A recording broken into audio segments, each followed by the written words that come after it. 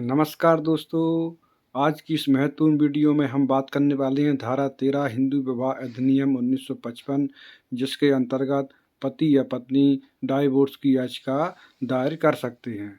ठीक है, यह वीडियो खास तौर पर कानून के छात्रों, आम नागरिकों और मुकदमेबाजों और यूट्यूब पर कानून की जानकारी हासिल करने वालों के लिए उपयोगी होने वाला है। तो वीडियो को अंत तक ज़रूर देखिए क्योंकि हर आधार को हम सरल भाषा में उदाहरण सहित समझाएंगे।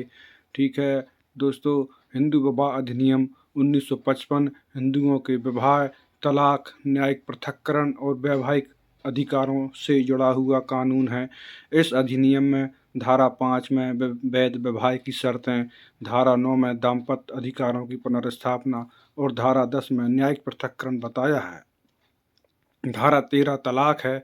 आज हम सिर्फ और सिर्फ धारा 13 पर ही फोकस करेंगे। ठीक है, धारा 13 का मूल उद्देश्य है ऐसे विवाह को समाप्त करना जहां साथ रहना पति पत्नी का असंभव हो गया हो। मतलब यह कानून तलाक को प्रोत्साहित नहीं करता, लेकिन जब विवाह केवल कागज पर रह जाए तब न्याय का रास्ता खोलता है। 13(1) पति और पत्नी दोनों के लिए समान आधार हैं। अब हम एक एक करके सभी आधारों को उदाहरण के साथ समझते हैं। ठीक है, नंबर 1, व्यभिचार।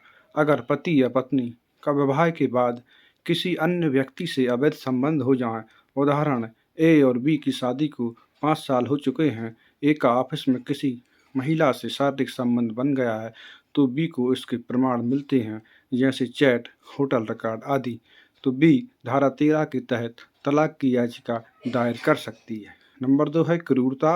क्रूरता 2 प्रकार की होती है। नंबर 1, शारीरिक क्रूरता और मानसिक क्रूरता। उदाहरण, पति रोज शराब पीकर पत्नी को मारता है या पति पत्नी को बार बार बदचलन कहता है, अपमान करता है, वह मानसिक और शारीरिक क्रूरता है। सुप्रीम कोर्ट ने माना है कि लगातार अपमान भी क्रूरता है।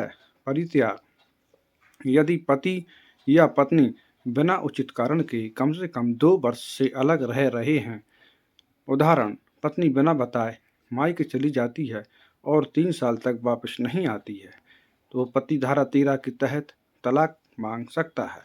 धर्म परिवर्तन है। यदि पति या पत्नी दोनों ने हिंदू धर्म छोड़ दिया है या दोनों में से किसी ने एक ने छोड़ दिया है, तो पति यदि इस्लाम धर्म अपना लेता है और दूसरा निकाह कर लेता है, तो पत्नी तलाक की याचिका दायर कर सकती है।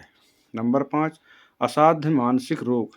यदि मानसिक रोग इतना गंभीर हो कि आप रहना असंभव हो, उदाहरण, पत्नी को गंभीर बीमारी हो गई है और वह हिंसक हो जाती है, तो पति कोर्ट से तलाक मांग सकता है। नंबर 6, कुष्ठ रोग है।